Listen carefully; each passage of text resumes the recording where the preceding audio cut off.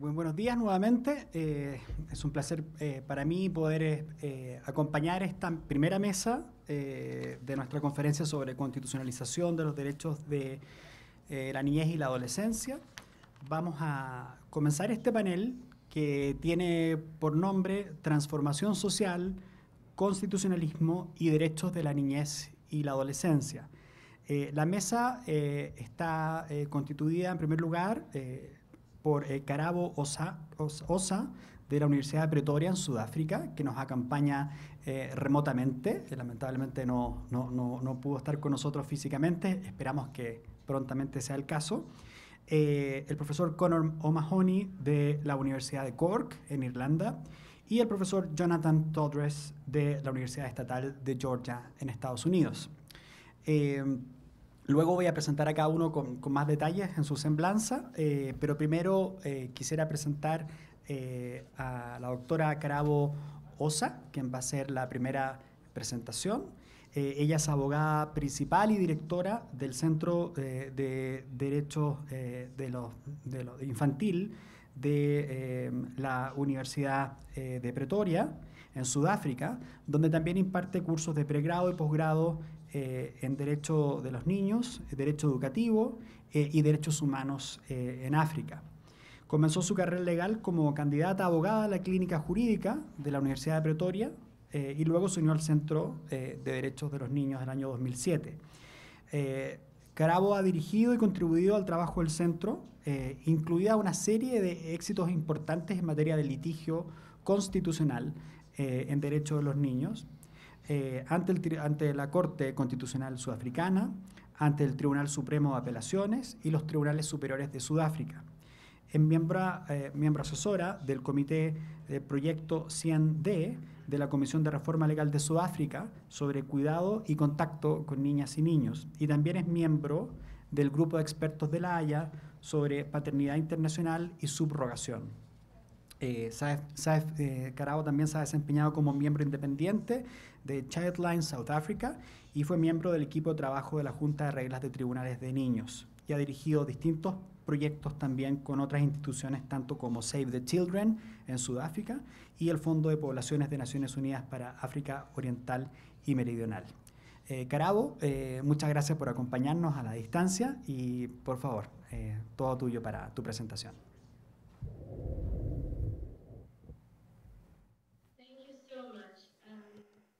Muchísimas gracias. Buenos días a todos. Buenas noches para mí.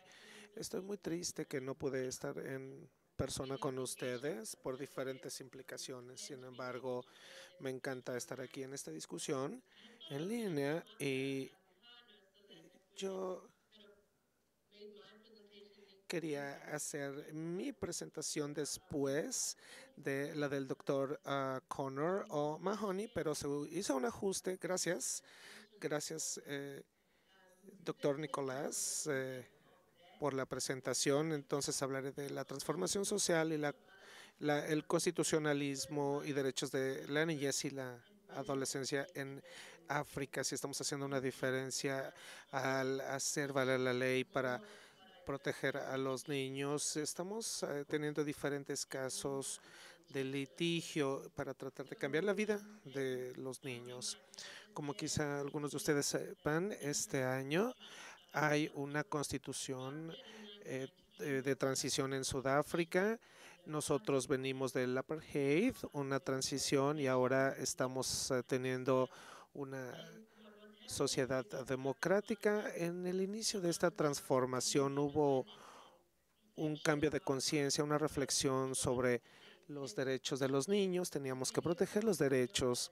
Quizá ustedes sepan que nosotros estamos fondeando diferentes proyectos y el trabajo del señor Nelson Mandela tuvo un gran impacto en la protección de los derechos de los niños. Uno de los primeros tratados que ratificamos y que él ratificó cuando se hizo presidente de los niños, y en la elaboración de nuestra Constitución hay diferentes provisiones para los derechos de los niños y hemos tenido constituciones temporales. Sin embargo, ya incluyen la protección de los derechos de los niños.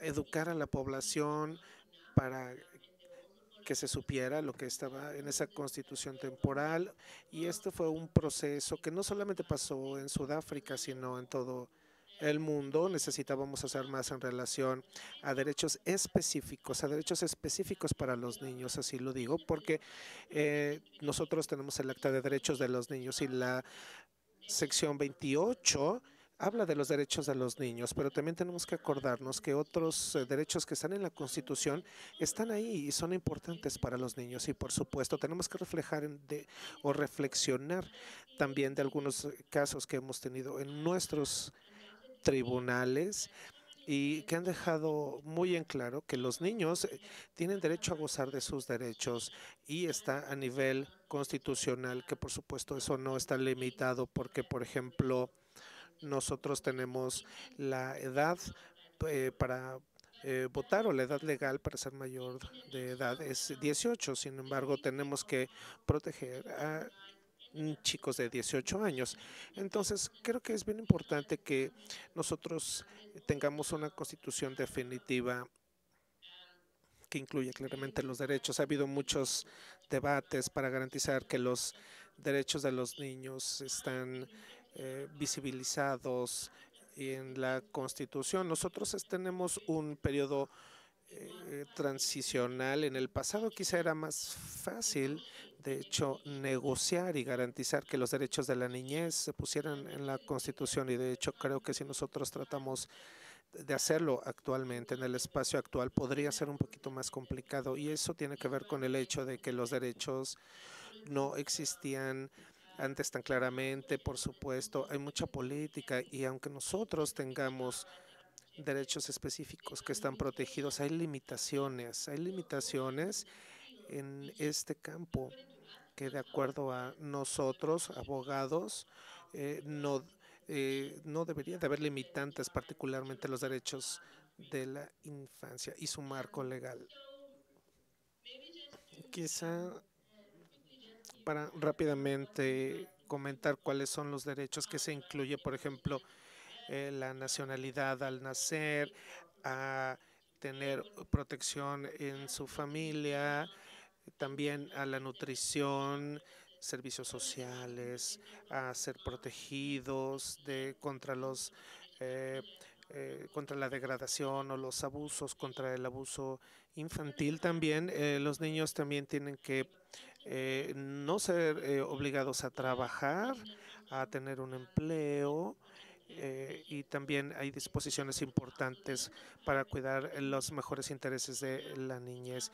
Estos son los derechos específicos de la niñez que están en la Constitución, y yo he enlistado y voy a leer algunos porque también quiero tomarme un minuto para indicar cuál es la principal diferencia que nosotros tenemos como debate para diferenciar derechos de los niños contra los de los adultos. Una de las cosas más importantes de estos derechos es que tenemos que ser capaces de diferenciar, de no solamente que los derechos estén en papel. En Sudáfrica, cuando nosotros vemos las secciones generales, por ejemplo, para que un niño tenga derecho a vivir en una casa, están, sin embargo, sujetos a la materialización. O sea, cuando se leen los párrafos, es los tiempos, digamos, para poder materializarlo. El gobierno tiene que proporcionar una casa. El gobierno dice sí, pero nosotros no podemos hacerlo inmediatamente. Tenemos que tener un plan, por ejemplo, de 5 años.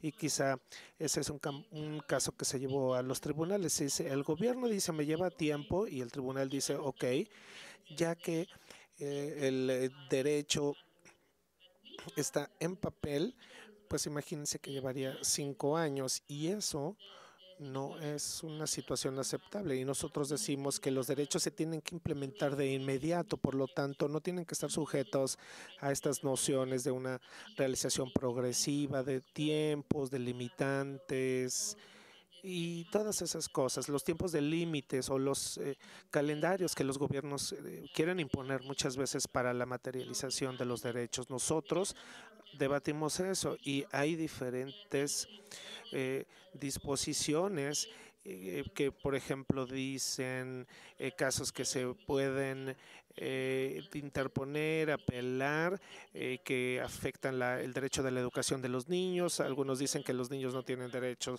a la educación básica, pero no está muy claro en Sudáfrica, y ese derecho nosotros decimos que tiene que gozarse de inmediato, no tiene que pasar por muchos pasos administrativos. Estoy, sin embargo, compartiendo en este momento que el número de casos que se vieron afectados por ejemplo, la educación, han pasado grandes problemas administrativos, por ejemplo, porque hay problemas de infraestructura.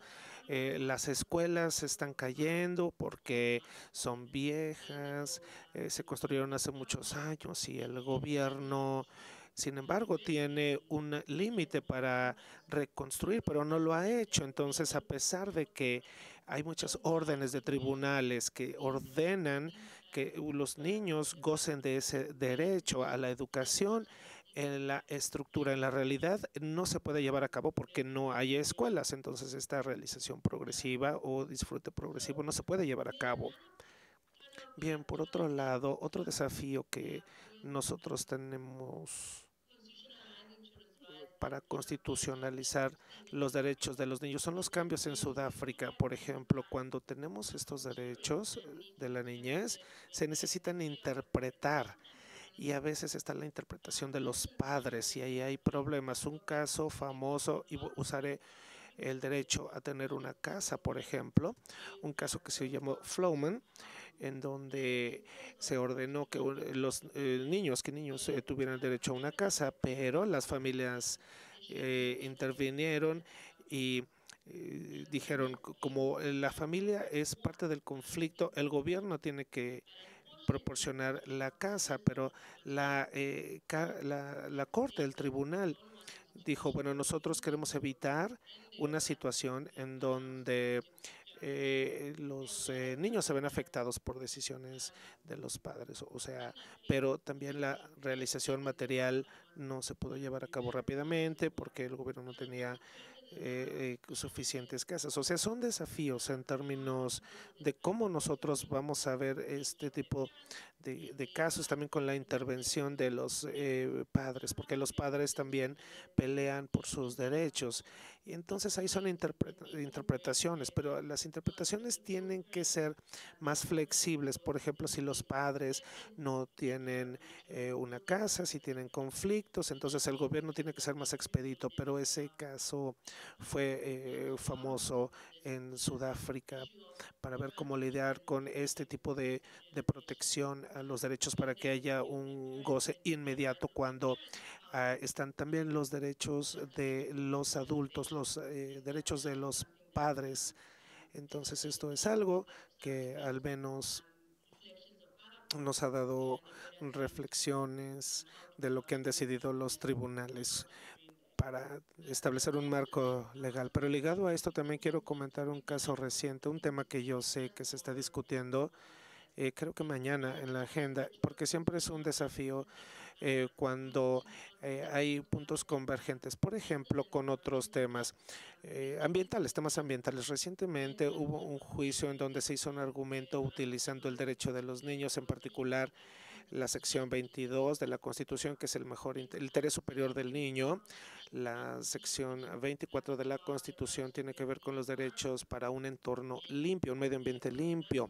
Hubo un argumento antes y en ese juicio el juez dijo que si las partes tratan de utilizar los derechos de los niños para elevar sus argumentos de problemas ambientales, esto es algo que estamos pensándolo, o sea, porque se están mezclando siempre la constitucionalización de los derechos de la niñez. Eso es importante, pero ¿qué pasa cuando hay intersección con otros temas, cuando otros problemas se están desarrollando? No puede ser tan fácil entonces resolver casos, elevarlos y hacer valer el interés superior del niño, pero puede haber, sin embargo, limitaciones, puede haber limitaciones generales que aplicarían, por ejemplo, a los adultos. Y eso me lleva de vuelta cuando hable de mi conclusión, porque es un tema bien importante que nosotros estamos viendo.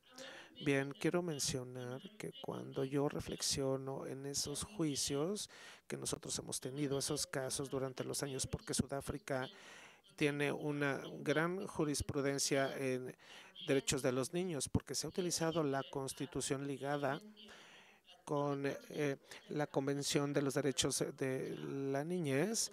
Entonces nosotros utilizamos toda esa jurisprudencia y esto nos ha llevado a una rica jurisprudencia en relación a cómo nosotros interpretamos sus derechos y cómo vemos a los niños.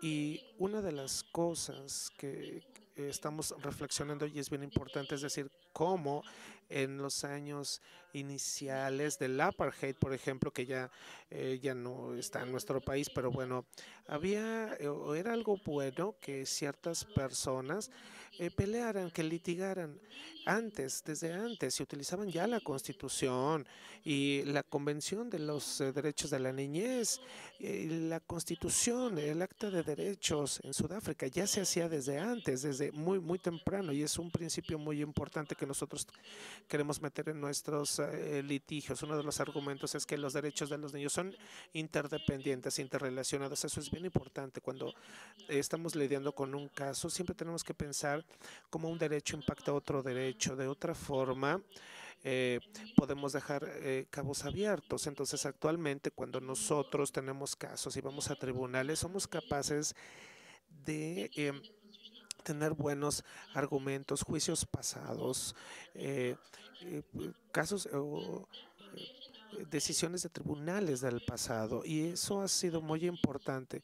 Por ejemplo, vuelvo al tema del cambio climático. Entonces nosotros siempre hacemos recordatorios, nosotros decimos tenemos que aplicar los mismos principios, pero en diferentes casos. Entonces, para que no haya una regresión, es lo que nosotros decimos, porque tenemos este gran histórico de la jurisprudencia, porque en el mundo hay como una regresión en la protección de los derechos. En Sudáfrica tenemos una regresión en la protección de los derechos constitucionales de los niños, y porque hay una regresión general en términos financieros, a recursos, en términos del clima, de la política también, y esto tiene que ver con los derechos de los niños en la Constitución. Entonces tenemos que depender con lo que hemos hecho históricamente en el pasado, al menos mantener el status quo y no permitir una regresión, porque eso violaría los derechos de la niñez, y eso le recuerda al Estado que el comité CRC, el comité dice, bueno, eso es lo que intentan hacer, y por lo tanto ellos deben hacerlo. Otro punto que es bien importante es que con la constitucionalización, es que cuando tiene que ver con el enfoque de la protección, un enfoque protectivo para los derechos de la niñez, es siempre más fácil eh, eh, tener aliados, porque a la gente le gusta este tema, pero lo que hemos visto nosotros, nuestro trabajo va más allá solo de proteger. Tenemos otros derechos de la niñez, por ejemplo, para que se expresen a ellos mismos. Hay una disposición que también permite que los niños puedan protestar, puedan hacer manifestaciones, por ejemplo, para demandar acceso a la educación. Eso es bien importante también. Se reconoce el derecho a la privacidad de los niños y de su dignidad. Es la sección 28 que mencioné. Eso está en esa Carta de Derechos, y esto tenemos casos controvertidos en donde se trataba de un caso de relaciones sexuales consensuadas entre menores de edad, y eran de 16 años. Entonces, era bien importante enfatizar ahí la palabra consensuado, y no se esperaba que hubiera una conexión, por ejemplo, con los derechos de la integridad, de la dignidad, pero todo eso está en nuestra Constitución. Entonces, a lo que me refiero es que se tiene siempre que considerar todo, teniendo al centro la protección del interés superior de los niños. Y entonces, también otro caso es de posesión de drogas en manos de menores de edad. Y entonces ya ha habido casos previos descriminalizando la posesión personal y utilización por parte de adultos. Sin embargo, eso no es aplicable para los menores. En el caso de la descriminalización de la actividad sexual consensuada, estableció cosas positivas en términos de cómo tratar casos de menores para no criminalizar a menores de edad eh, con algo que pueda limitar tus capacidades una vez que seas adulto. Hay otro caso también en el que yo argumenté para proteger también los derechos de los adultos, de los padres, por ejemplo, para castigar a sus hijos.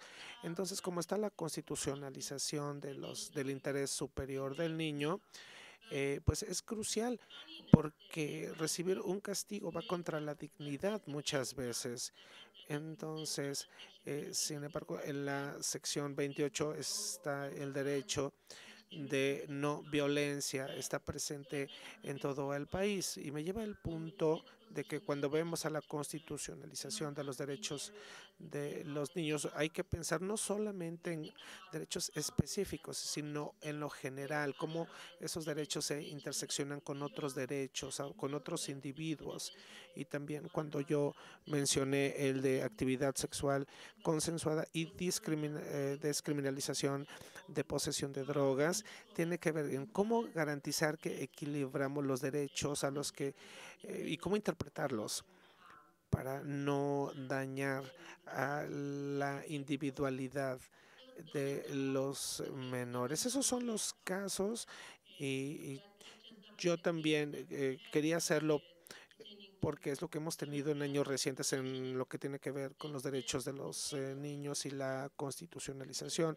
Aquí el mensaje que yo les quiero dejar en estos últimos minutos que tengo, si no Nicolás me va a matar, debo decir que el mensaje es que Sudáfrica ha trabajado duro, ha avanzado mucho en estos derechos y lo más importante es que nosotros reconozcamos a la gente que trabajó en esto en 1993 y 1994.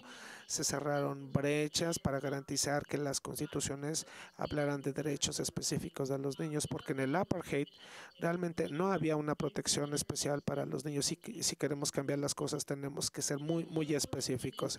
Y de forma importante la gente que vino antes de nosotros, como dicen, bueno, hay que, por supuesto, darle contenido a los derechos y hay que llevarlos a tribunales, a litigios, para hacer jurisprudencia. Por ejemplo, para el derecho a la educación, para ir definiendo lo que significa la educación y después tener diferentes recursos, diferentes remedios. Esos son bien importantes también en estos casos para que se vayan construyendo. Entonces, estamos en un punto en el que tenemos que proteger contra la regresión. Yo comenté los juicios positivos. En uno de los fallos, por ejemplo, había cierta ambivalencia en el tribunal en cuanto a si permitirían tal o cual cosa, pero tenemos que, mi punto es, ir contra la regresión. Y yo menciono, por supuesto, el gobierno, pero también hay muchas otras instituciones, son las compañías e individuos. Todo el mundo tiene que asumir la responsabilidad en estos derechos, asegurarse que en nuestro país se tienen que proteger de forma vertical y horizontal. Hay que saber cuándo utilizar y llamar a los diferentes derechos en términos socioeconómicos de los recursos. Hemos estado reflexionando mucho en ello porque hay argumentos sobre limitación de recursos y cómo eso también afecta a los derechos específicos de los niños. Estamos investigando en investigación, en ensayos que llevaremos a los tribunales para convencerlos de dar recursos que funcionen, porque no es bueno, no es suficiente solamente reconocer y tener leyes bonitas, porque eso no es lo que hace el cambio en la vida de los niños, sino tenemos que tener una buena implementación, hacer valer la ley y, por supuesto, los que tienen la responsabilidad tienen que hacerlo. Entonces, espero que no haya yo hablado bastante rápido. Gracias, Nicolás.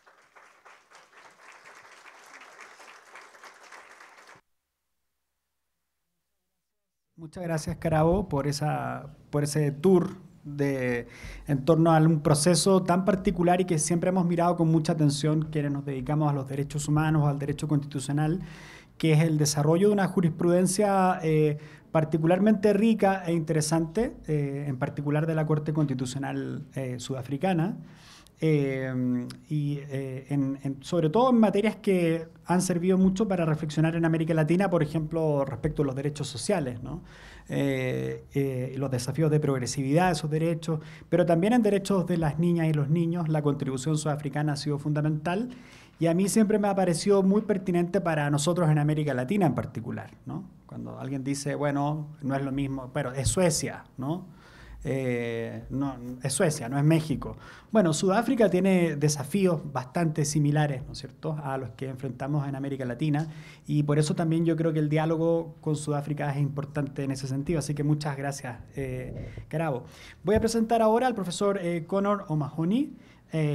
Conor es profesor en la Facultad de Derecho del University College de Cork, en Irlanda, donde enseña e investiga en áreas del derecho constitucional y derechos de la niñez y la adolescencia.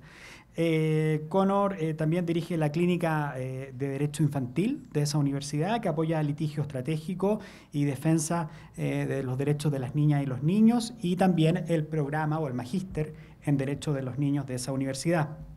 Connor también se desempeñó hasta hace no mucho, desde el 2019 al 2022, fue el relator especial sobre protección infantil de Irlanda, un cargo autónomo que daba seguimiento a los temas de protección de los derechos de los niños en Irlanda. Y en particular para la conversación que tenemos hoy día, Connor ha contribuido muy decididamente en el desarrollo de doctrina y reflexión académica sobre los procesos de constitucionalización en los derechos de las niñas y los niños. Sus trabajos son siempre citados profusamente a propósito de entender, por ejemplo, en qué consiste la constitucionalización o cuándo estamos frente a un derecho de los niños efectivamente constitucionalizado. Y además Connor es un colaborador del centro, ha trabajado con nosotros, estuvo con nosotros el año pasado y estamos trabajando también conjuntamente en estas áreas. Es un placer tenerte de nuevo en México, Connor. Por favor, adelante.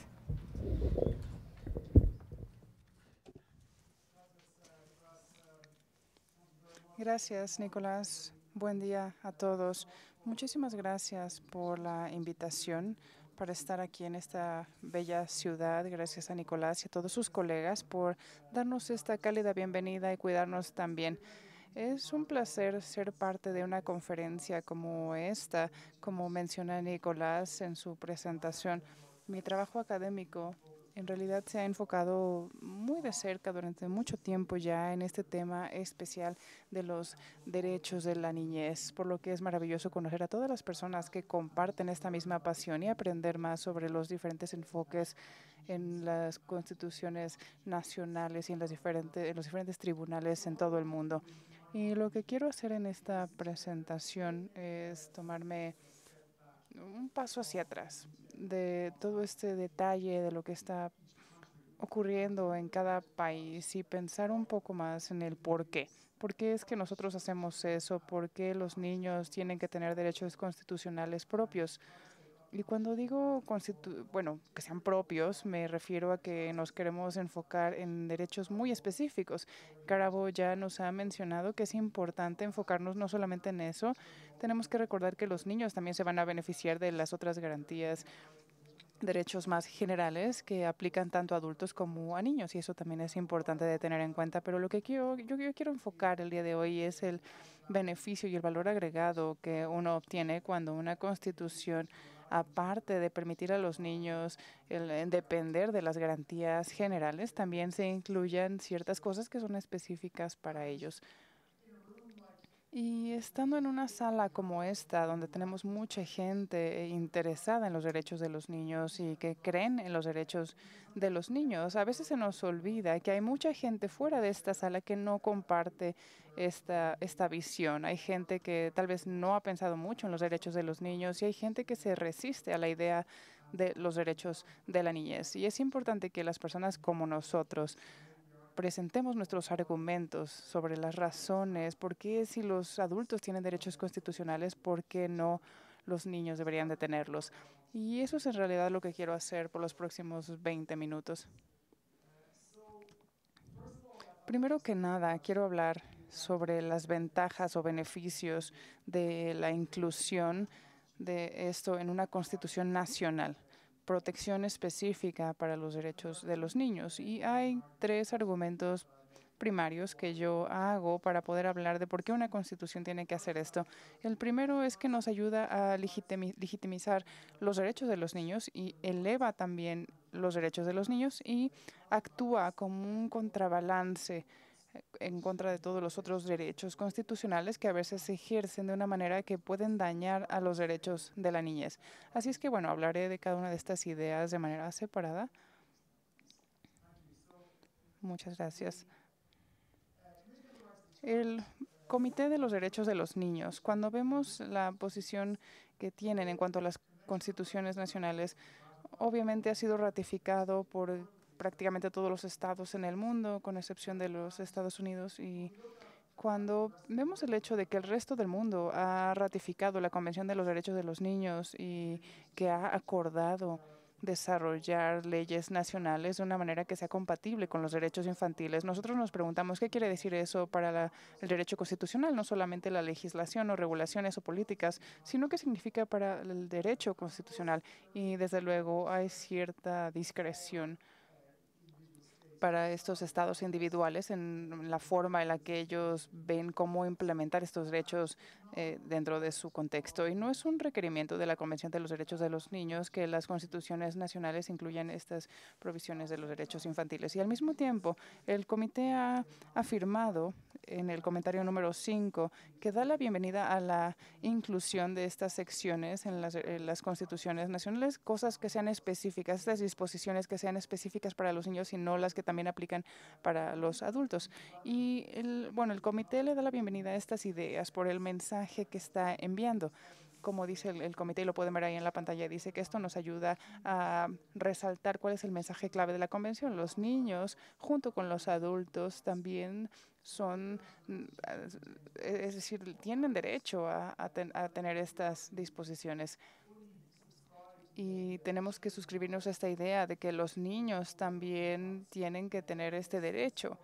Y tiene sentido que las constituciones lo estipulen y lo dejen lo más claro posible. Y esto nos manda un mensaje simbólico para poder legitimizar los derechos de los niños en el discurso político, en los argumentos legales, etcétera. Por lo que esto nos ayuda a argumentar, como les dije, a las personas que están fuera de esta sala o que son personas escépticas a esta idea de que los niños tienen que tener derechos dentro de la Constitución nacional. Ahí debemos de decir que sí, los niños tienen que ser titulares de derechos al igual que los adultos. Y este es un mensaje importante y simbólico. Y es un punto focal para el activismo político. Podemos hacer argumentos políticos de una manera más efectiva cuando tenemos estas bases, estos cimientos para empezar el diálogo. Y este es un gran beneficio. El siguiente es un poquito más concreto. Es la idea de incluir a los derechos de la niñez para elevar estos derechos, elevarlos al nivel más alto dentro del sistema legal.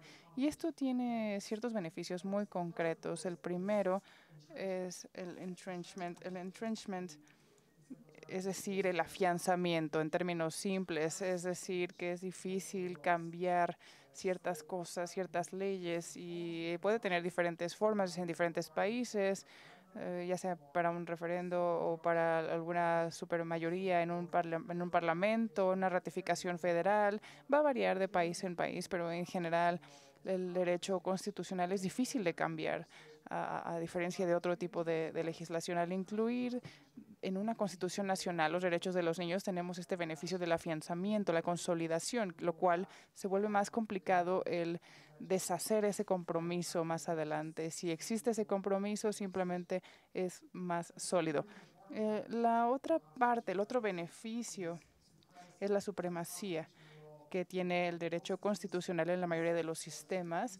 Esta fuente suprema del derecho que toma precedentes para leyes y políticas que a veces están en conflicto con la Constitución, y eso quiere decir que uno puede tomar la Constitución y llevarla al tribunal para poder tener ciertas legislaciones invalidadas o algún otro beneficio, ciertas cosas que pueden asegurar que los derechos de los niños se van a volver prioridades y pueden usarse como recursos cuando hay algún conflicto en esta garantía de los derechos de la niñez. Y este beneficio es específico para la protección constitucional. Si estamos protegiendo los derechos de los niños a este nivel legislativo, no se va a permitir este nivel de supremacía y no se va a poder afectar estos derechos. Y esto tiene mucho que ver con lo que Karabo estaba diciendo, esta idea de litigio estratégico. Cuando nosotros litigamos con temas de la niñez, no solamente tiene que ser una fuente ad hoc, un enfoque ad hoc en el que los casos individuales van surgiendo y sin ninguna razón en particular. Cuando tenemos el litigio, tenemos que verlo a través de una forma más estratégica, y este litigio estratégico puede enfocarse en proteger los derechos no solamente de un niño, de un individuo en el que estamos trabajando en su caso, sino que podemos utilizar este litigio para poder mejorar los derechos de este niño con el que estamos trabajando en este momento, pues, sino también de los otros niños que de otra manera no podrían tener la oportunidad. Sí podemos obtener recursos efectivos, el eliminar ciertas legislaciones, la reinterpretación de ciertas legislaciones en algún otro nivel. De esta manera vamos a poder presentar 1, 2, 3 casos en el tribunal con unos cuantos niños que van a tener resultados, que van a tener una implicación para un número mucho más amplio de niños. Y este trabajo que se está haciendo en Sudáfrica es un gran ejemplo de esta forma deliberada y consciente de utilizar el derecho constitucional y el litigio constitucional para poder lograr estos resultados estratégicos que van más allá del caso individual en el que se está trabajando. Y para mencionar rápidamente, cuando hablamos de esto, no quiero quedarme en casos muy específicos. Carabo ya mencionó algunos de sus ejemplos y Jonathan también va a mencionar algunos de sus casos, pero es importante decir, y Carabo también lo mencionó, no debemos de enfocarnos únicamente en estas disposiciones de los casos específicos. Y, por ejemplo, en los Estados Unidos, en la Constitución de los Estados Unidos, no hay disposiciones específicas de los derechos de los niños. Sin embargo, con los años, la Suprema Corte de los Estados Unidos ha manejado y ha tenido varios juicios bastante importantes y famosos que han hecho una gran diferencia. Conocemos algunos, Brown contra la Junta de Educación para la segregación en base a la raza, niños que se separaban por su color. Y la Suprema Corte decía que no puede, ninguna separación puede relacionarse a la igualdad. Y de la misma manera, Roper contra Simmons fue un caso más reciente. En algunos estados la ley permite la pena de muerte a gente que haya cometido algún delito cuando eran menores de 18 años y se encontró que esto era inconstitucional y esto fue en el 2005. Estas decisiones se llevan a cabo con un enfoque más general, cláusulas de protección, Roper contra Simmons, el tema de las cláusulas de castigo bajo la Constitución de los Estados Unidos, pero no se enfocaban en ciertas disposiciones particulares de los niños. Y esto nos demuestra que las garantías generales también pueden darnos buenos resultados con la niñez. Pero cuando vamos más allá, cuando no podemos depender del todo en las garantías generales y cuando más bien utilizamos disposiciones más específicas, en ese caso tenemos un resultado mucho más importante para proteger a los niños, mucho más fuerte. La experiencia en Sudáfrica me parece que es uno de los mejores ejemplos. Carabo ya nos mencionó que un gran número de casos que vienen de los tribunales sudafricanos en los 20, 30 años pasados, hemos visto cosas muy interesantes suceder. Y esto ha sido posible gracias al hecho de que la Constitución sudafricana no se basa únicamente en las garantías generales, sino que tiene disposiciones muy detalladas y muy específicas para los niños.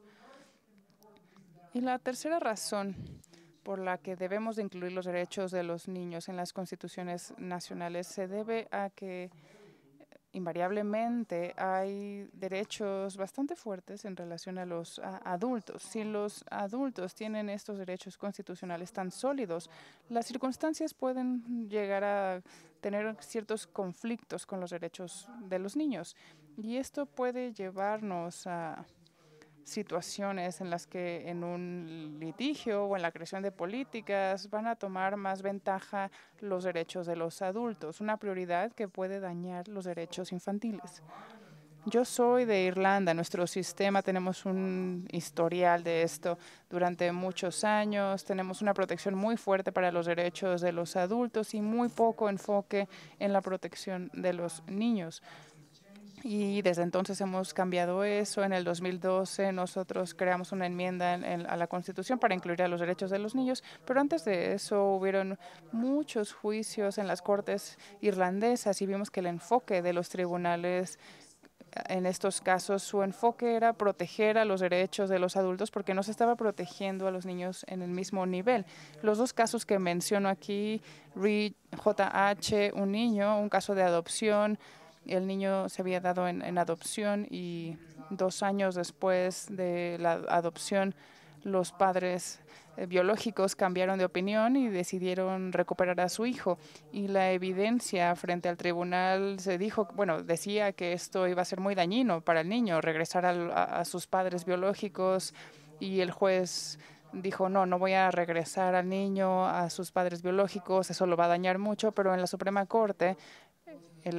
Corte aplicó los derechos constitucionales de los padres, de tal manera que, aunque había un gran riesgo para el niño, en este caso, los derechos constitucionales de los padres biológicos fueron los que prevalecieron. El segundo caso, la Junta de Salud de Northwestern, hablaba de una prueba de rutina para los recién nacidos.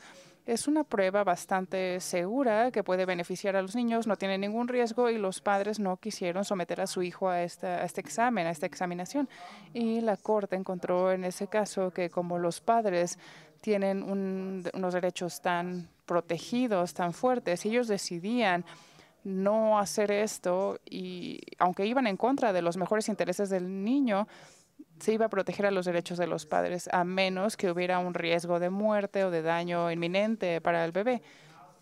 Esencialmente, el análisis nos dijo que los adultos en estos casos tienen derechos mucho más protegidos y los niños no tenían derechos independientes. Y esto llevó a situaciones en las que había un desequilibrio total en el derecho constitucional y los tribunales tomaban sus decisiones protegiendo a los padres, y únicamente en caso de muerte inminente se hubiera protegido a los niños. Y esto generó que se tomara esta decisión de modificar la Constitución en el 2012 para poder equilibrar esta situación. Estos casos que mencioné surgieron en el contexto de los derechos parentales, pero pueden haber otro tipo de problemas con los adultos que pueden poner en riesgo. No solamente tenemos que proteger los derechos de los adultos, sino también de los niños que pueden estar en riesgo en temas de seguridad nacional, de economía, etcétera. Por lo que hay que darle a los niños derechos constitucionales para poder ayudar a garantizar que tienen un mejor equilibrio, en el derecho constitucional en esas situaciones. Y como mencioné, voy a hacer aquí un caso positivo en por qué debemos de incluir los derechos de los niños, pero también hay otras personas, especialmente en círculos académicos, que van a objetar en contra de los derechos de los niños. Y no voy a entrar en detalle en esto por temas de tiempo, pero debo decir que las objeciones principales que podemos encontrar en relación a los derechos de los niños pueden ser algunas personas que están en contra de estos derechos, no quieren que los tribunales puedan validar estos derechos y, bueno, puedes objetar en contra de cualquier derecho constitucional, y especialmente se está observando en temas de la niñez. Y es importante decir que las mejores respuestas a estos argumentos se enfocan en el beneficio que tienen los derechos constitucionales en grupos que no tienen la fuerza política, las minorías, por ejemplo. Y el tener esa protección no tiene sentido porque ellos no tienen el poder político. Y eso aplica también a los niños, porque los niños no pueden votar, porque como no pueden votar, no tienen un poder político independiente y por lo tanto entra este argumento de la protección constitucional de sus derechos y por qué tiene tanta relevancia. Hay varias personas que objetan en contra de los derechos infantiles, ya sea dentro del tema constitucional, etcétera. Y bueno, ellos objetan a que los niños tengan ningún tipo de derechos constitucionales y bueno, hay muchos argumentos allá afuera que se han perdido y ya vemos que la mayor parte del mundo ha ratificado estos derechos. Esencialmente el mundo ya llegó a este consenso, ratificando este comité de los derechos de los niños, y ya estas objeciones en contra de los derechos infantiles ya no tienen tanta fuerza. Pero cuando vemos más a detalle, podemos ver que estas objeciones en contra de los niños ya no son tan fuertes, suelen ser objeciones en contextos más específicos y, en segundo lugar, no son aplicables al contexto del derecho constitucional. Así es que, bueno, no voy a entrar más en ese tema, pero ha habido una respuesta muy, muy fuerte ante estas objeciones. Y lo último que quiero mencionar es que hay ciertas personas que objetan en contra de los derechos especiales para que los niños dependan de ciertas garantías sobre este conjunto de derechos paralelos. Por ejemplo, los niños, estos derechos que no están dentro de la Constitución, se llaman derechos de segunda clase, que no son como las garantías más fuertes en la Constitución. Y en este sentido, este argumento se enfoca en situaciones en las que puedes crear todo un conjunto de derechos paralelos. Y lo que yo he estado hablando aquí no es sobre un conjunto de derechos paralelos, sino de los derechos que también tienen los adultos, y suplementando estas garantías con ciertas disposiciones más específicas. No es que sean derechos paralelos o distintos, sino que se deben de reforzar los derechos que ya existen. Y bueno, estas objeciones en ese caso no aplican.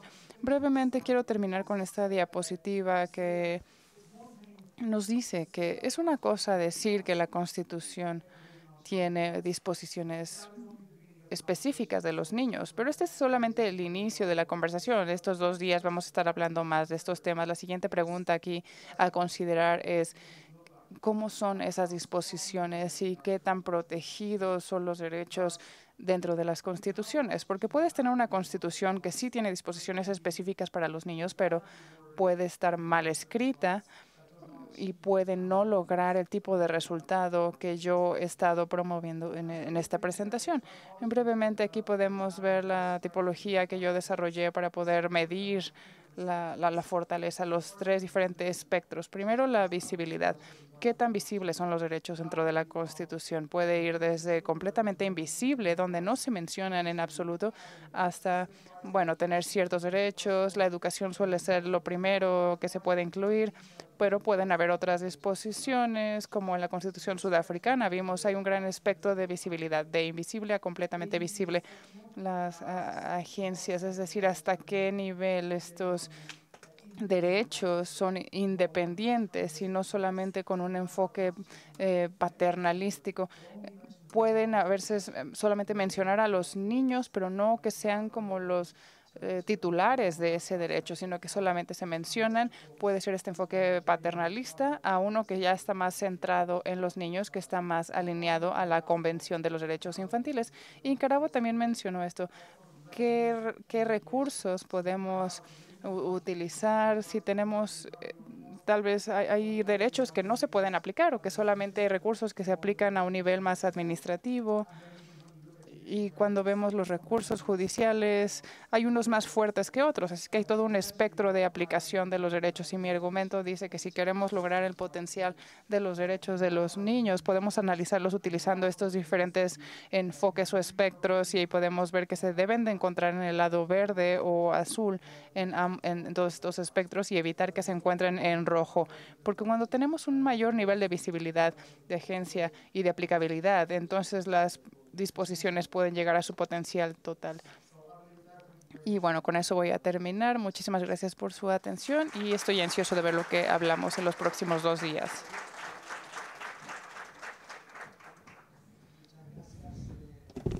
Connor, por tus siempre inspiradoras y tan pedagógicas presentaciones. Efectivamente, esto demuestra tal vez que hay cosas que son muy simples para comprender cuáles son las principales dimensiones de los derechos y cómo luego estos se reconocen, que muchas veces no tomamos en cuenta y nos quedamos en una lectura algo simple del hecho de que nuestras constituciones simplemente mencionen los niños, Pero no es lo mismo mencionar a los niños que mencionar los derechos de los niños, por ejemplo, ¿no?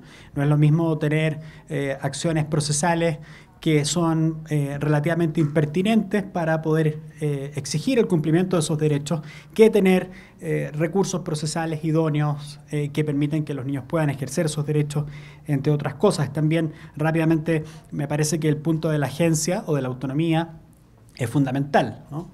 En nuestra tradición, diría cultural latinoamericana, en general hay cierta, como decía Carabo en Sudáfrica, cierta apertura a entender que hay derechos de protección que en general la gente no rechaza, ¿no? Proteger a los niños frente a la violencia, al abuso sexual, ¿bien? La situación de vulnerabilidad social, el hambre. Pero cuando uno habla de autonomía y esa autonomía tensiona con los derechos parentales, o cuando esa autonomía tensiona respecto, por ejemplo, de patrones sobre qué es la identidad de género, etcétera, o la autonomía sexual y reproductiva, obviamente esos son los casos más difíciles y por eso una teoría de los derechos y un constitucionalismo que reconoce agencia es tan importante porque permite que esos casos duros, difíciles también se desplieguen. Voy a dejar con ustedes ahora y quiero presentar al profesor Jonathan Todres. Jonathan es profesor universitario distinguido y profesor de Derecho en la Facultad de Derecho de la Universidad Estatal de Georgia, en Estados Unidos, donde investiga y escribe sobre una variedad de temas relacionados con los derechos de los niños y las niñas y su bienestar. Ha publicado extensamente sobre el tráfico de niñas y niños y formas relacionadas de explotación infantil, cuestiones relacionadas a los derechos económicos y sociales, las construcciones legales y culturales de la niñez y los derechos humanos, incluso en la literatura infantil. Es también autor hace poco y coordinador del Oxford Handbook of Children's Rights Law de Oxford University Press, donde también participa Connor, que es una obra que sistematiza y contiene una serie de aportes fundamentales para la comprensión del derecho a la infancia hoy día en el mundo. Ha servido a distintos comités nacionales de ciencia, ingeniería, medicina y también particularmente la sección de derechos de los niños y las niñas de la Association of American Law Schools, entre otras funciones. Es un placer tenerte por primera vez con nosotros en este equipo. Espero, Jonathan, que sea la primera de una serie de interacciones productivas en este campo. Por favor. Thank you very much, Nicolás. Gracias, Nicolás. Hola, buenos días a todos. Debo invitarlos a Atlanta y allá todo el mundo le responde usualmente a los presentadores, ¿verdad? O sea, pero aquí lo estoy diciendo en inglés por la traducción. A lo mejor no me dijeron buenos días, pero buenos días a todos. Gracias, Nicolás, por la invitación a participar. Quiero agradecer al Centro de Estudios Constitucionales y a la Suprema Corte de Justicia de México por haber organizado este evento. Y quiero agradecerles hoy por estar aquí, también por que estarán mañana, por haberse tomado 2 días de su agenda. Tenemos el privilegio de presentar una investigación y aprecio el tiempo que ustedes le están dando, que nos están dando a nosotros para establecer este diálogo. Y espero que este sea el inicio de un diálogo que va a continuar más allá de estos 2 días. Siguiente diapositiva, por favor. Esta es la agenda. Quiero hablar del sistema constitucional estadounidense, las rutas para elevar los derechos del niño a nivel constitucional. Platicaré también de este enfoque de arriba hacia abajo, la incorporación de la legislación internacional en derechos del niño, y también hablaré de los desarrollos nacionales en los derechos constitucionales del niño, y finalmente platicaré de implicaciones más amplias en las experiencias estadounidenses. Soy un profesor, soy un padre también. Creo entonces que podemos aprender de buenos ejemplos y también podemos aprender de ejemplos más problemáticos. En los Estados Unidos tenemos ambos, me parece, así que ya veremos cómo se va desarrollando esto. Siguiente diapositiva, por favor. Es una animación aquí, en esta diapositiva. Bueno, ¿por qué no le da avanzar hasta el final de la diapositiva. Va a ser más fácil así. Bien, mucha gente presume que la legislación internacional no tiene nada que ver con la jurisprudencia estadounidense, tiene que ver con el discurso político en los derechos del niño y los derechos humanos y el derecho internacional en los Estados Unidos. Pero de hecho, hay resistencia política a la legislación internacional, pero la Constitución de los Estados Unidos ofrece una perspectiva muy diferente. El presidente tiene el derecho, por ejemplo, de firmar tratados y todos los tratados tienen el estatus de ser la ley suprema de la tierra. Lo vemos esto desde la jurisprudencia estadounidense. Tenemos la legislación federal, la ley estatal y en circunstancias apropiadas la Suprema Corte ha validado esto muchas veces ya, desde los 1900, donde el juez Johnson dijo, la ley internacional es parte de nuestra ley. Y quizá conozcan esto, es importante reconocer que el derecho internacional, que aunque haya resistencia a él, que el derecho internacional siempre es un elemento clave del derecho en los Estados Unidos. Muy bien, podemos continuar. Gracias. Los derechos humanos, como los conocemos en Estados Unidos, bueno, Estados Unidos ha sido atípico. Estados Unidos ha apoyado el desarrollo de tratados de derechos humanos, pero se ha negado a ratificarlos. El ejemplo más obvio es que Estados Unidos es el único país que no ha ratificado el CRC, la Convención de los Derechos del Niño, pero este es el mejor ejemplo de la posición de Estados Unidos. Es muy fácil para cualquier país, por ejemplo, estar en contra del genocidio, y sin embargo le tomó 40 años a los Estados Unidos ratificar el tratado en contra del genocidio. Políticamente, Estados Unidos no ve los derechos humanos como Lincoln dijo y lo escribió hace más de 30 años. Los Estados Unidos no ha sido un pilar de los derechos humanos, más bien ha sido como un apoyo que viene de fuera, volátil, pero que no genuinamente acepta la legislación sobre derechos humanos a nivel del mundo. Estados Unidos y su relación con el CRC, con la convención, es un buen ejemplo. Nosotros somos el único país que se resiste a las obligaciones de la Convención de los Derechos del Niño, aunque los Estados Unidos es la delegación más activa o fue la delegación más activa en su redacción. Estados Unidos mandó propuestas y recomendaciones en 38 de las 40 disposiciones del CRC, de la Convención, muchas disposiciones que hoy hablan que son grandes inquietudes en cuanto a la CRC. Son propuestas que Estados Unidos propuso. Esta es una de las razones para la resistencia en los Estados Unidos para ratificar la CRC, es la libertad de religión, de expresión, de agrupación, pero esas se propusieron directamente por parte de los Estados Unidos. O sea, no ha habido un avance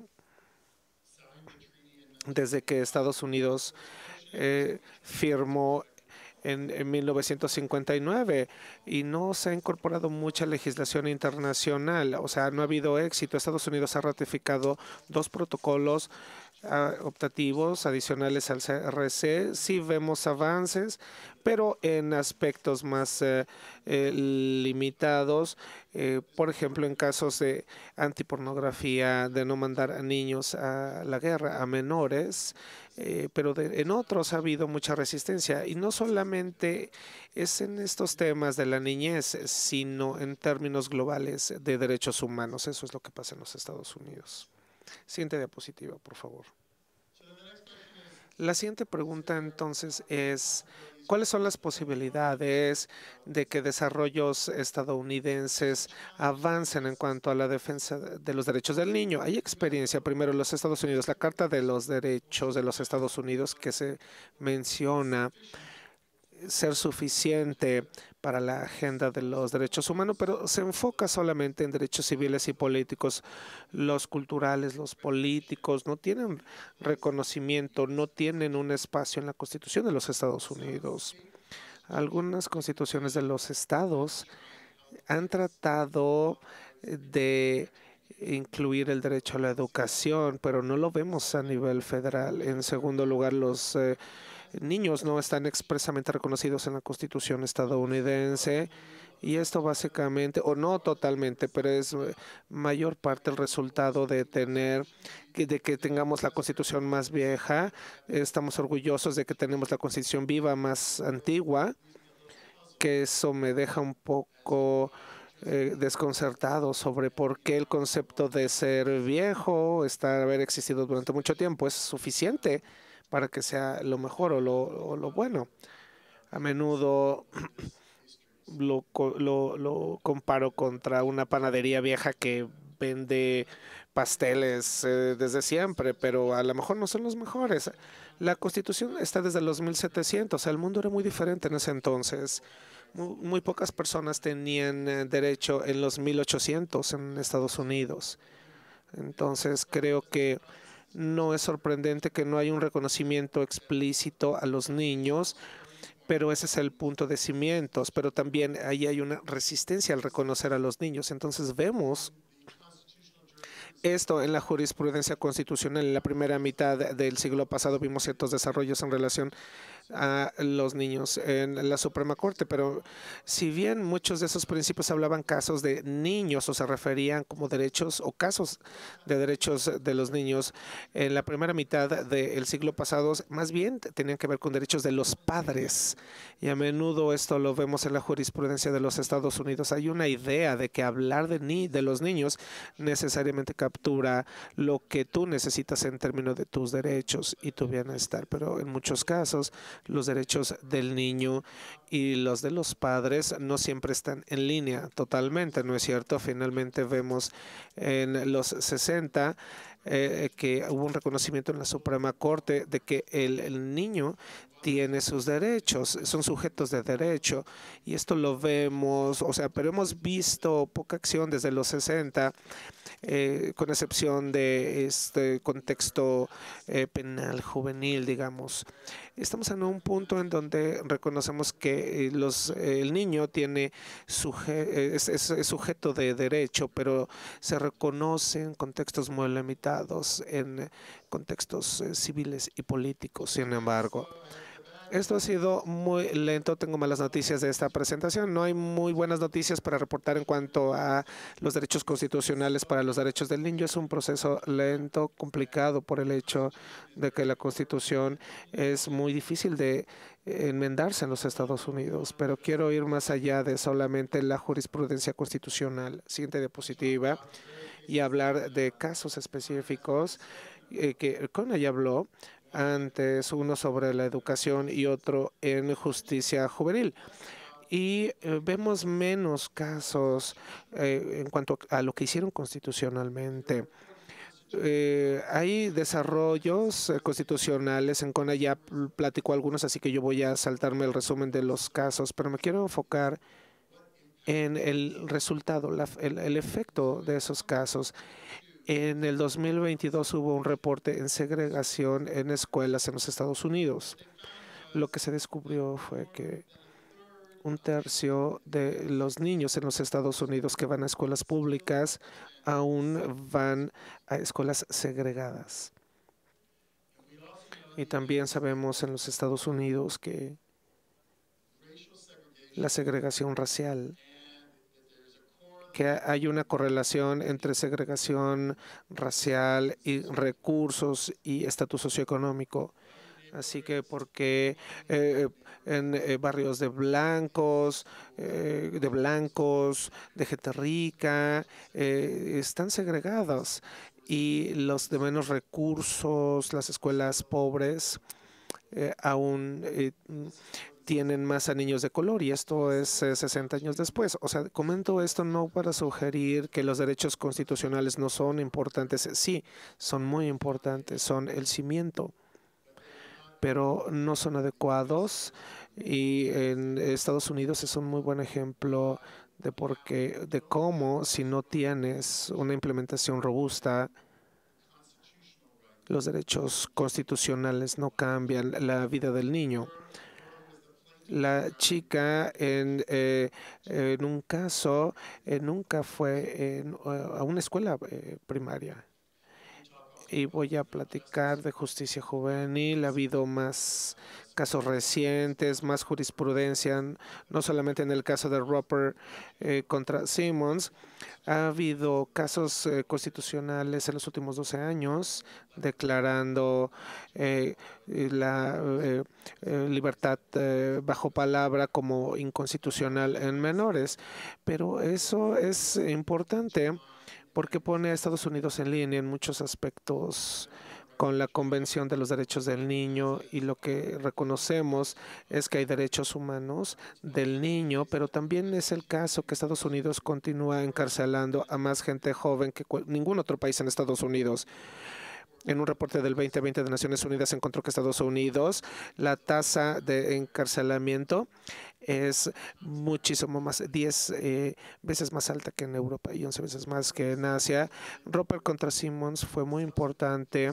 Casos subsecuentes se vieron en Florida que declararon, y otros casos que limitaron la vida sin libertad condicional, pero hubieron poquitos avances en la protección del niño y sus derechos, pero no han cambiado la vida de los jóvenes, la gente joven que interactúa con el sistema para jóvenes en los Estados Unidos sigue encontrando violaciones a los derechos humanos y a los derechos del niño, experimentan daños que tienen implicaciones de largo plazo muy importantes.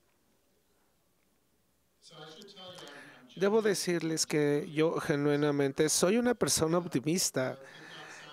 No quiero sonar, sin embargo, lo contrario.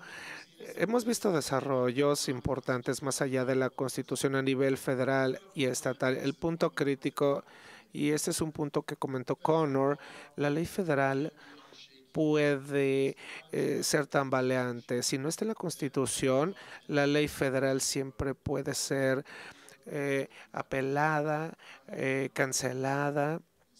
Así que mientras hay programas robustos de salud para los jóvenes en Estados Unidos, siempre hay un tema de discusión en cuanto tiene que ver con recortes presupuestales. Sin una protección constitucional, los menores siempre están bajo riesgo. Así que quiero hablar también de qué significa todo esto, dándoles una imagen, una perspectiva de lo que pasa en los Estados Unidos.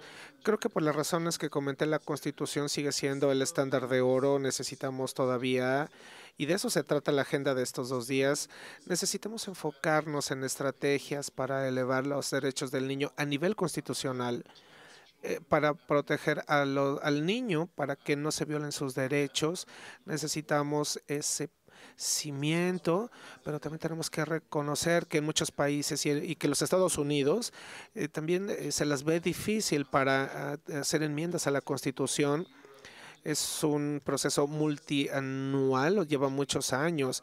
Tenemos que pensar entonces en qué otras estrategias tenemos que adoptar, además de los desarrollos constitucionales, para garantizar que no tengamos una generación perdida mientras esperamos a que se cambie la Constitución.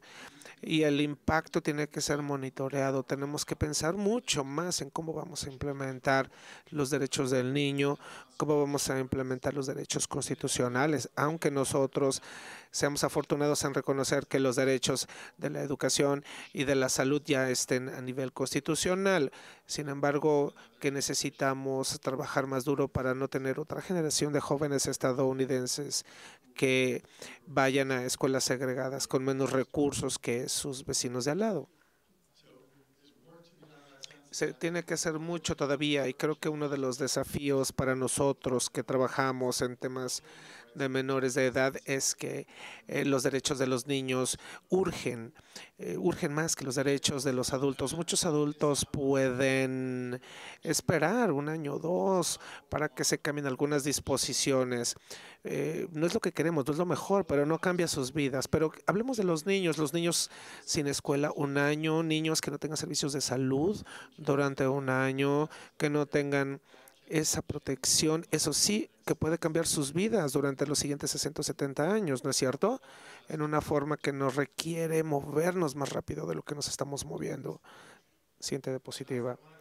Finalmente, quiero platicar de algunas consideraciones más amplias para hacer estrategias hacia el futuro, para tratar de elevar y reforzar los derechos del niño a nivel constitucional. Primero, creo que necesitamos ponerle más atención a la dinámica padre-hijo o hija. En derecho familiar, en los Estados Unidos al menos, se habla de esta dinámica entre padres e hijos, pero raramente hay un reconocimiento del papel del niño o de la niña. A menudo termina solo en una conversación y una tensión entre los padres y el Estado. Y creo que eso va en contra de los derechos de los niños y de los padres. Bajo el discurso político actual de los Estados Unidos, el niño parece como que no tuviera ninguna dependencia que los proteja, en lugar de proteger o de hacer ver que hay muchas formas en las que se protegen y estamos protegiendo los derechos de los niños, también para que se permita a los padres expresar lo que necesitan sus hijos. O sea, necesitamos más espacios para esa dinámica. Segundo, necesitamos poner más atención en cuanto a los derechos en diferentes etapas. Cuando hablamos de derechos de participar, de ser escuchado, por ejemplo, si decimos que todos los niños tienen esos derechos, eso significa que no solamente un chico o una chica de 15 años o uno de 5 años tiene ese derecho. ¿Cómo lo interpretamos? Obviamente es diferente lo que puedan decir, pero los derechos tienen que ser respetados independientemente de la edad e incorporar un entendimiento del desarrollo infantil en nuestro análisis legal. Esto me acuerda a menudo cuando pienso en el desarrollo de los infantes de reglas contra estándares. Las reglas, por ejemplo, la edad mínima para votar.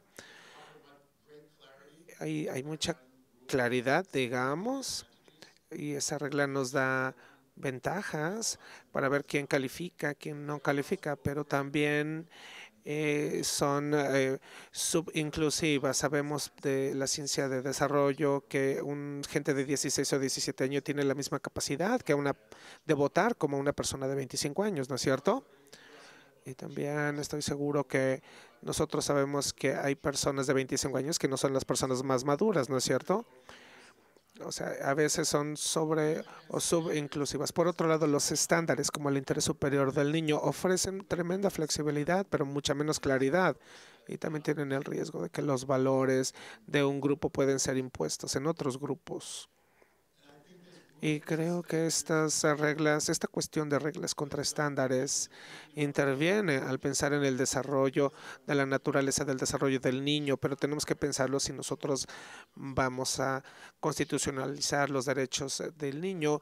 El lenguaje, la terminología, inevitablemente tiene que ser un lenguaje general que adecuadamente incluya a todos y a los desarrollos y que incluya a los derechos como queremos que funcionen para menores de muy corta edad y adolescentes de más edad.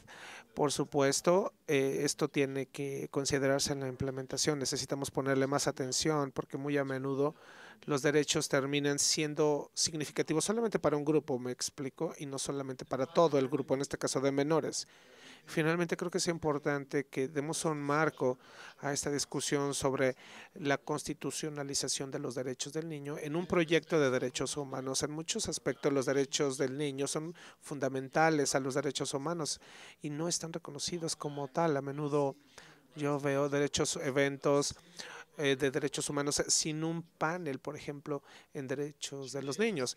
Congresos, por ejemplo, que hablan de derechos humanos y donde no se mencionan a los menores, al niño.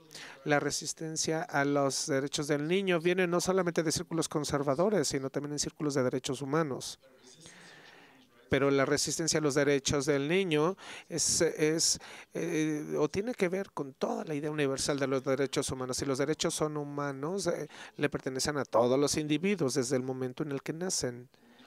Y no aceptar que los niños tienen derechos es esencialmente decir que los derechos son algo que los gobiernos te dan cuando llegas a cierta edad. Y dependiendo del gobierno, eso es algo que no debe pasar. Entonces, creo que hay gran valor en reflexionar en todo esto al pensar en este proyecto de la constitucionalización de los derechos del niño, pensar cómo eso cabe en un proyecto más extenso de derechos humanos y cómo ese proyecto puede enriquecerse de todo lo que nosotros trabajamos al desarrollar temas de derechos del niño. Quiero cerrar con esto. En todos los derechos humanos, los grandes éxitos pasaron cuando la población más afectada tomó las riendas, cuando se convirtieron en los líderes. En el caso de los derechos civiles, funcionaron en los Estados Unidos cuando los afroamericanos tomaron las riendas. El de las mujeres tuvieron éxito cuando los hombres fueron hechos a un lado y las mujeres tomaron la rienda. Esto pone ciertas preguntas importantes en el mundo del niño. ¿Cómo vamos a garantizar que estamos aliándonos, permitiendo que los menores tomen ese liderazgo, las riendas, cuando estamos hablando incluso de constitucionalización?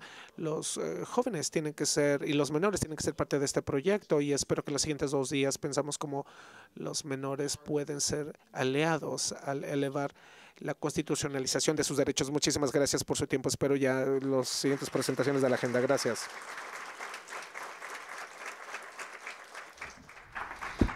Muchísimas gracias, Jonathan. He esperado por muchos años esta oportunidad de discutir con un colega norteamericano sobre los derechos de los niños en Estados Unidos, y por las razones que explicaba Jonathan, ¿no? Algo desafiantes, ¿no? De un país tan importante para construir el derecho internacional de los derechos humanos, incluso la Convención Americana, ¿no es cierto?, en nuestro caso. Pero con esta resistencia tan estructural jurídica, ¿no? Con una jurisprudencia que es incipiente, uno la podría llamar si la compara ¿no?, con todo el desarrollo dogmático en otros países, pero también con aperturas, ¿no es cierto?, con pequeñas grietas en el muro que permiten ir desarrollando una doctrina propiamente constitucional norteamericana sobre los derechos de los niños. Hay algunas también cosas prometedoras ahí, pero donde efectivamente uno no puede sino sorprenderse por toda la contribución gigante que ha hecho el sistema jurídico norteamericano cuando ve este específico campo, ¿no?, de los derechos constitucionales, ¿no? Es realmente sorprendente, a mí nunca me deja de impactar. Habrá muchas razones que podemos discutir luego. Así que muchas gracias por esa presentación. Vamos a hacer una vuelta de una pregunta a cada uno de nuestros expositores primero, para responderlas con calma, a ver si nos da el tiempo.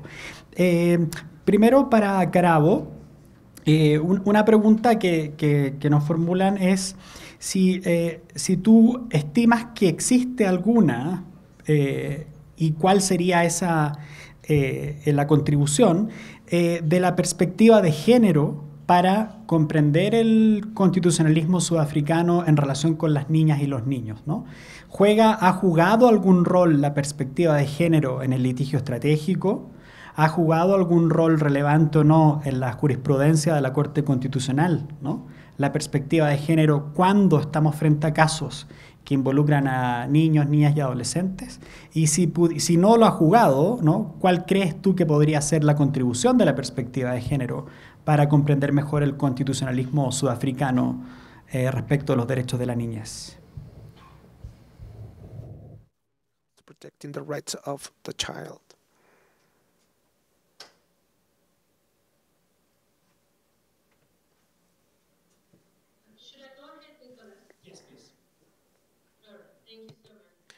Gracias.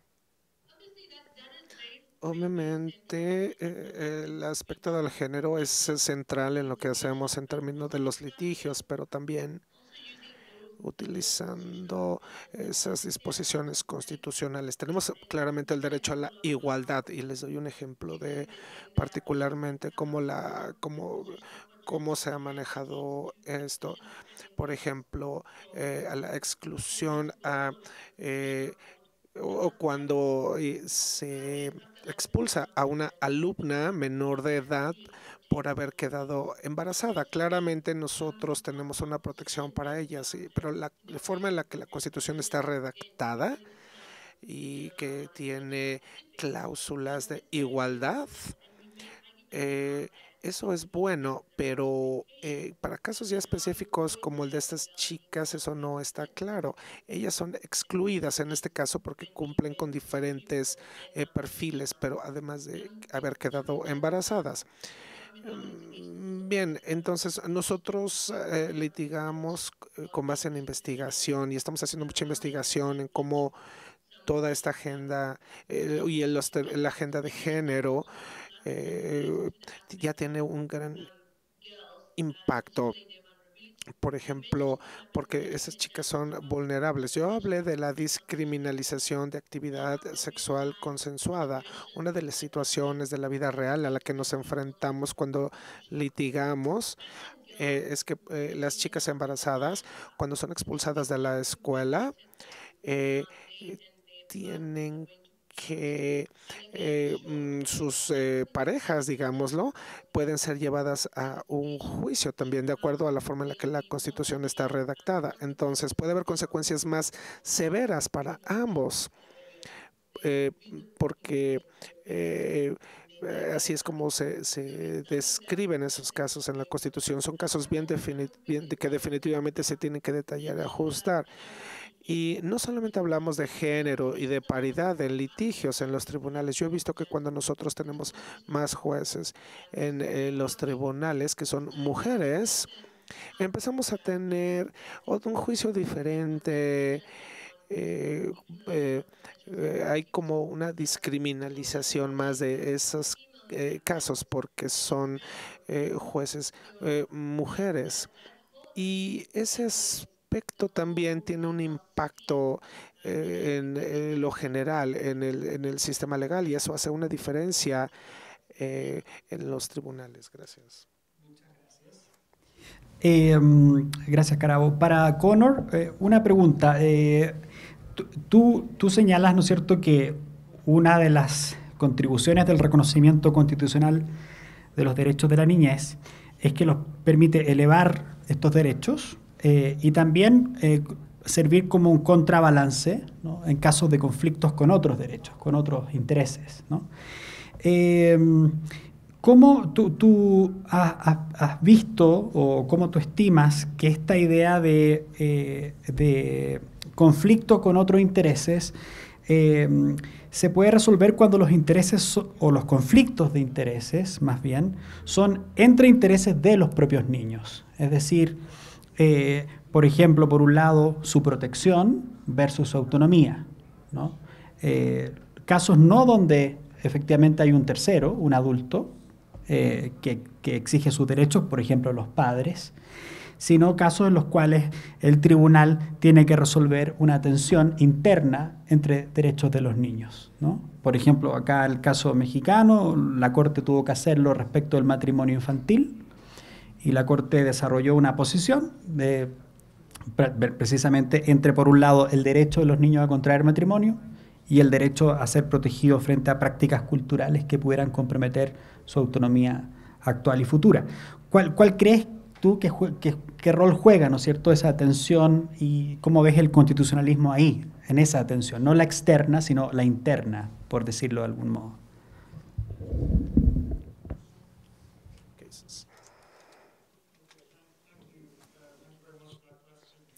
Gracias por la pregunta. Es la naturaleza de muchos casos en este sentido, es que hay diferentes intereses en conflicto. Por ejemplo, hay conflictos de intereses pero no siempre es un conflicto entre el interés del niño, el que está puesto al centro, sino de el padre o de alguien más. Y podría ser el caso que que el interés del niño pueda estar bajo riesgo. Eso particularmente sale en el caso de la autonomía, por un lado, al permitirle al niño tomar decisiones por ellos mismos, a ejercitar, a gozar sus derechos de forma libre, mientras por otro lado hay la cuestión del interés superior del niño.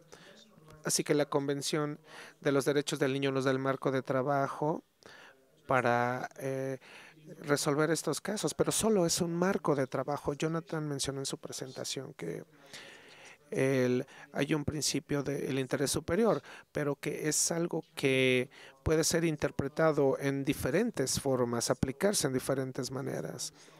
Eso es algo que puede ayudarnos a resolver este tipo de dilemas, pero no siempre. O sea, por ejemplo, la relación entre la autonomía y el interés superior, la visión más clásica puede ser que el niño tiene el derecho para ser escuchado y a tomar una decisión que pueda afectar su vida, pero a final de cuentas eso está sujeto a su propio interés superior, que será determinado por adultos. Esa es la vista clásica de ese tipo de casos, mientras que otros incluyen a mi colega McDeely, que está por acá y que platicar mañana, tendrá un diferente punto de vista y pondrá más énfasis en la autonomía del niño, diciendo que de hecho normalmente ese es el interés superior del niño, proteger su autonomía. O sea, no hay una respuesta simple a estas preguntas de forma abstracta. En muchos casos creo que tú tienes que enfrentarte a casos de este tipo, pero tienes que resolver caso por caso. Siempre hay diferentes circunstancias. Cada niño, todos los niños son distintos. Simplemente no se puede establecer un estándar para decir que en todas las circunstancias así, cuando haya una tensión entre qué interés o qué derecho se va a proteger, que se siga tal norma. No, no se puede establecer así, pero incluso siempre habrá controversia. Ojalá yo tuviera una respuesta fácil y ojalá yo pudiera actuar como si fuera un abogado y dar una recomendación, pero no se puede. Hay que proteger en lo general o considerar todos los derechos del niño, pero ahí escuchaba a Jonathan mencionando que por un lado nosotros decimos que tenemos a un chico de 16 años que tiene todas las capacidades que se necesitan para votar, por ejemplo, mientras que en el caso de Roper contra Sapin en la Suprema Corte de Estados Unidos hablaba que de hecho un adolescente no necesariamente tiene la capacidad para tomar decisiones arriesgadas. O sea, puede haber estas tensiones, ¿no? En nuestra propia argumentación, nuestra propia interpretación. A veces decimos, los niños tienen que tratarse como niños, pero a veces decimos, tienen que tratarse más como adultos, ¿no? Entonces, ojalá que pudiera contestar la pregunta. Solo puedo decir que es difícil, pero creo que es algo que de veras tenemos que examinar caso por caso. Connor. Y para Jonathan, también una pregunta. En el desarrollo de la jurisprudencia incipiente constitucional norteamericana, sobre todo desde Tinker versus Des Moines, donde la Corte habla de que los niños tienen derechos fundamentales, uno pudiese pensar, ¿no es cierto?, que eso inaugura, ¿no?, una línea de argumentación para defender fuertemente esos derechos. Pero también en la misma jurisprudencia norteamericana, la protección intensa de los derechos de cuidado, custodia y control de los padres por parte de la misma Corte parecería sugerir que aunque los niños tienen derechos fundamentales, no son tan fundamentales como los de sus padres, ¿no? De modo tal que no triunfan o no triunfarían casi nunca cuando entren en conflicto, que es uno de los puntos que Connor señalaba como distintivos de, ¿no?, una protección constitucional robusta, precedencia, ¿no? O sea, que puedan preceder en casos de conflictos. ¿Cómo ves tú esa tensión, que es uno de los tres temas que tú planteabas, ¿no es cierto?, como desafíos en la relación padre-hijo. ¿Qué distorsión genera esa teoría de los derechos de control parental para los derechos constitucionales de la niñez en Estados Unidos?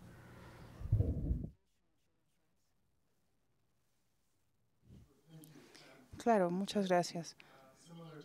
De manera similar, como ha dicho Connor, hay mucho que decir. Son preguntas muy desafiantes y me parece que debemos reconocer, bueno, Tinker, voy a hablar de Tinker en la Suprema Corte, sí reconoció que los niños tienen derechos fundamentales, pero no iban en sincronía con los de los adultos. Ese fue el tema de las protestas en las escuelas, y aunque los niños eh, iban a la escuela y tenían sus derechos fundamentales, eran limitados de una manera en la que los derechos de los adultos no están limitados. Los adultos tienen derecho a expresarse por completo y los niños lo tienen siempre y cuando no perturben el entorno educativo, y los adultos tienen que decidir cuándo es que eso sucede, por lo que no es igual. Y hay un esfuerzo en este reconocimiento, pero era un reconocimiento limitado, a mi parecer, y me parece que hay mucho que se tiene que hacer para educar a la gente en torno a los derechos de los niños. Solemos ver esta narrativa de que los derechos de los adultos y de los niños están en tensión, pero en realidad no. Los niños tienen que tener derecho a la educación. No conozco ningún padre que no quiera que sus hijos sean educados o tienen derecho a la salud.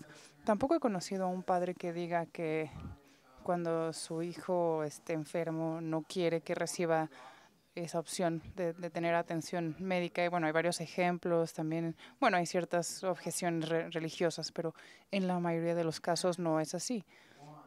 Los padres quieren lo mejor para sus hijos aplicando esos derechos. Y creo que esa es una de las razones.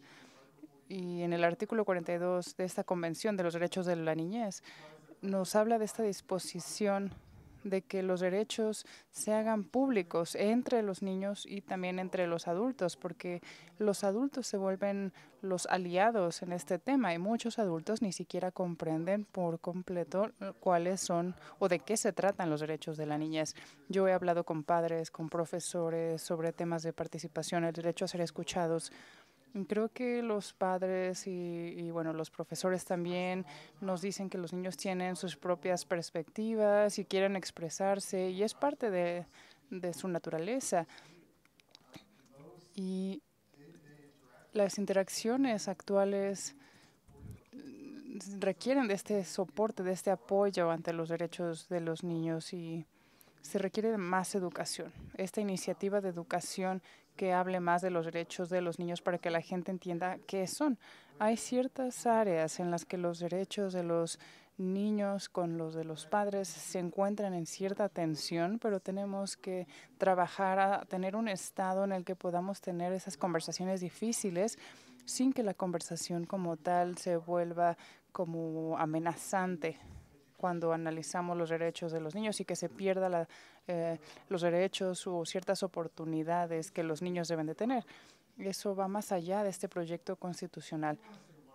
Y quiero decir otra cosa, si puedo comentar sobre lo que dijo Connor, esta tensión con los derechos de la niñez. Y bueno, en el contexto juvenil siempre decimos que es distinto a los adultos, pero luego decimos que también deberían de votar. Y me parece que los niños también hay que tratarlos como niños, no como adultos.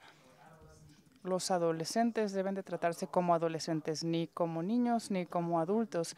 ¿Y a qué me refiero con eso? Que tenemos que poder entender el desarrollo y lo que cada persona puede hacer.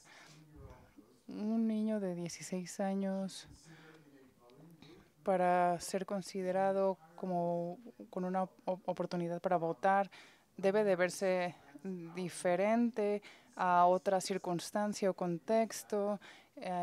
Por ejemplo, si está con amigos y cuál es su forma de pensar cuando se le presenta la oportunidad de hacer algo ilegal o algo malo.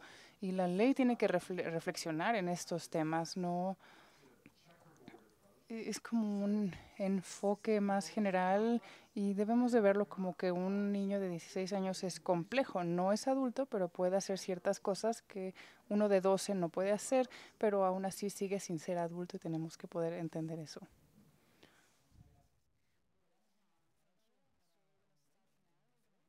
Para seguir con el tiempo y volvemos entonces a las 12 con el próximo panel. Muchas más gracias, Karabo, desde Sudáfrica, Jonathan y Connor.